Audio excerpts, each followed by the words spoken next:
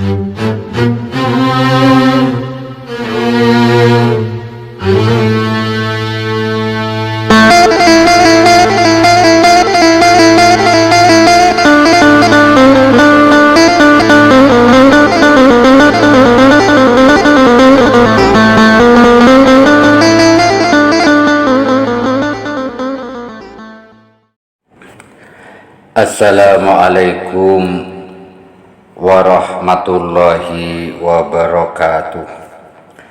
Bismillah walhamdulillah wassalatu wassalamu ala rasulillah wa ala alihi wa sahbihi wa mawala.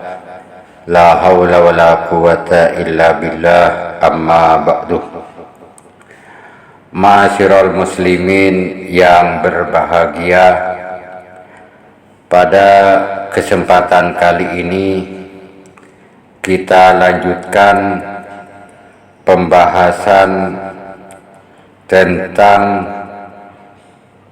penolakan dari anggota tubuh seorang hamba yang beriman ketika akan dicabut rohnya oleh malaikat maut. Wa fil khabari, di dalam sebuah hadis dijelaskan, idza aradallahu ta'ala qabda ruhal abdi,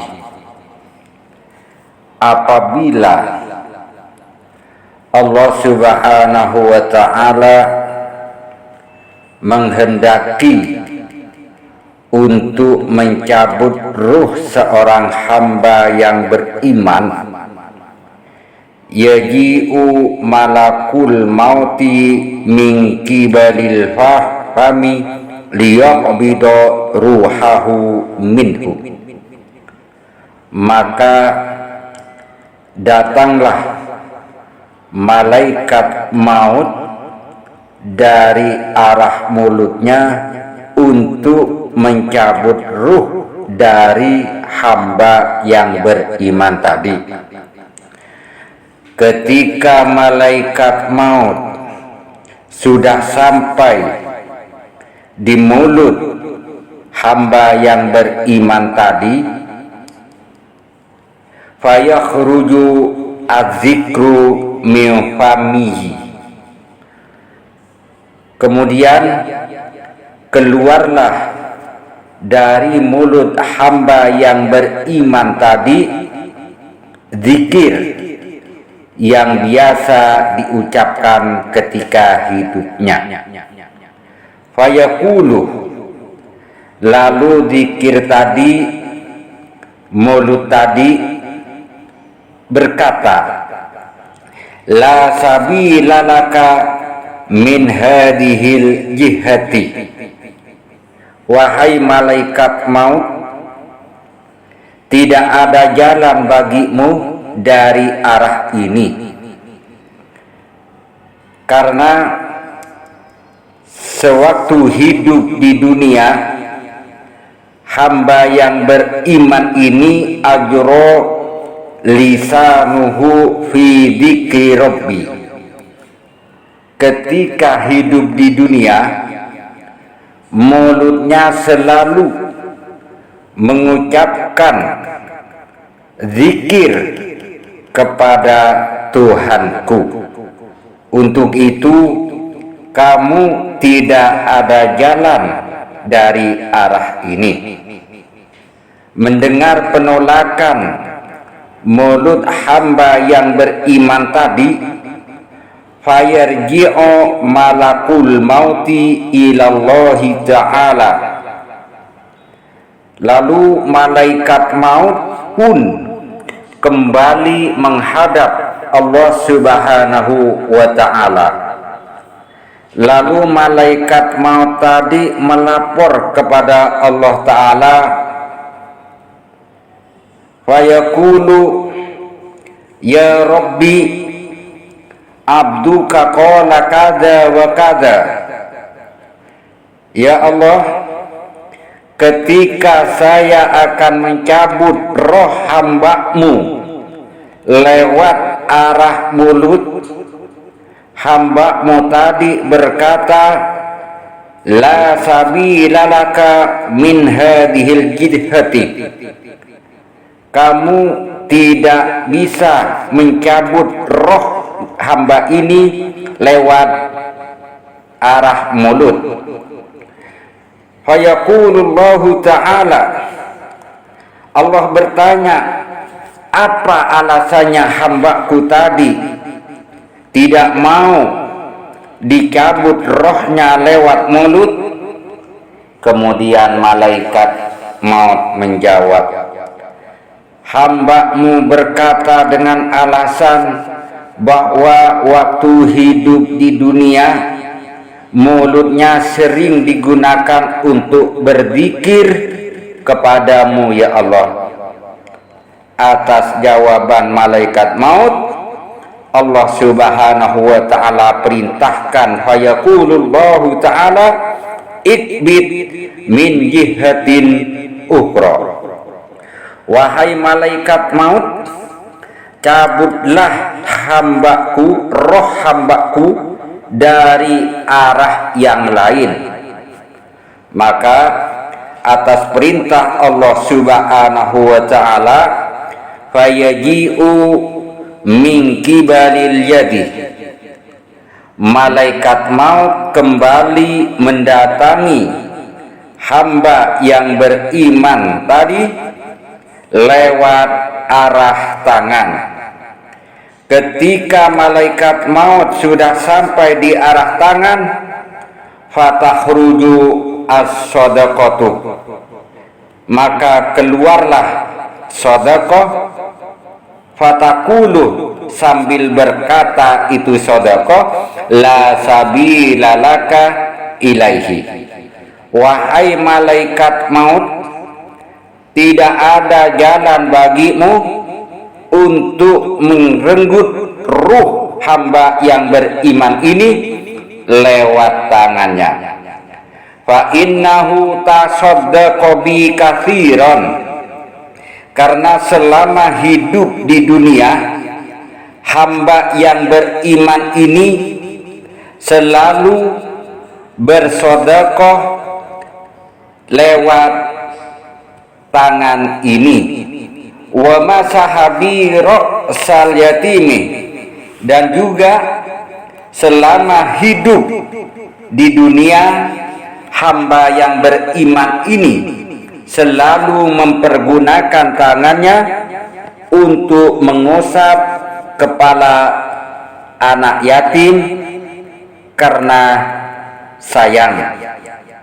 Wa kataba bil qalami, kemudian orang yang beriman tadi selama hidup di dunia selalu menggunakan tangannya untuk menulis ayat-ayat Allah subhanahu wa ta'ala.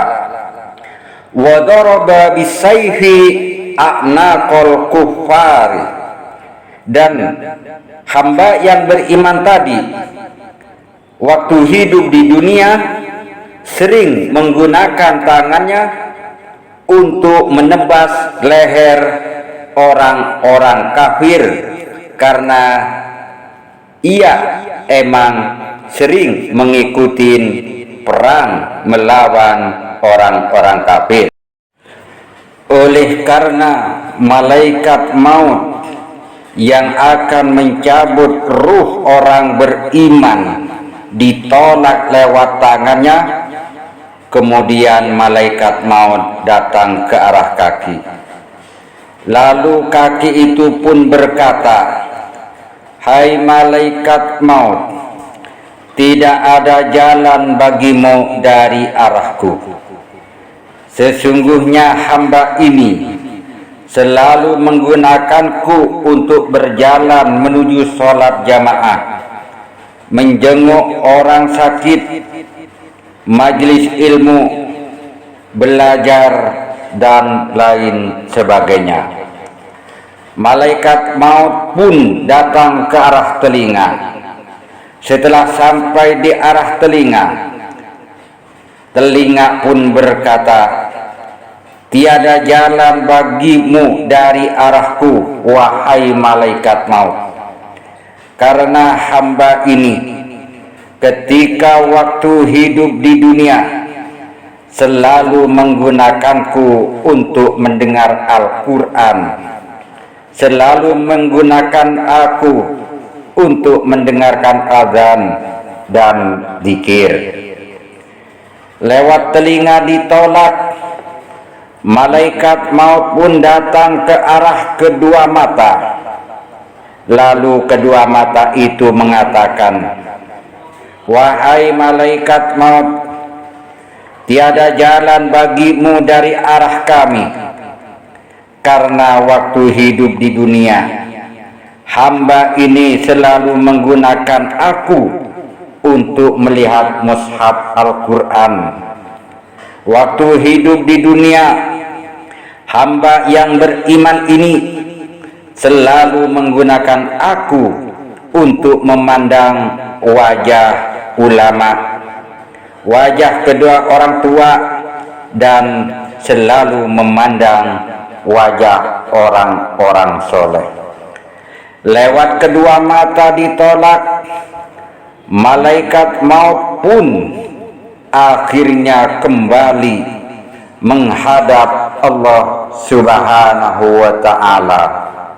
Lalu Allah Subhanahu wa ta'ala bertanya, ya malaikat maut, apakah tugasmu untuk mencabut roh hambaku sudah selesai? Malaikat maut menjawab, ya Rabbi, inna abdaka yaqulu kada wa kada. Ya Allah, hambamu ketika akan dicabut lewat mata tidak bisa, lewat tangan tidak bisa, lewat kaki tidak bisa, dengan alasan yang bermacam-macam.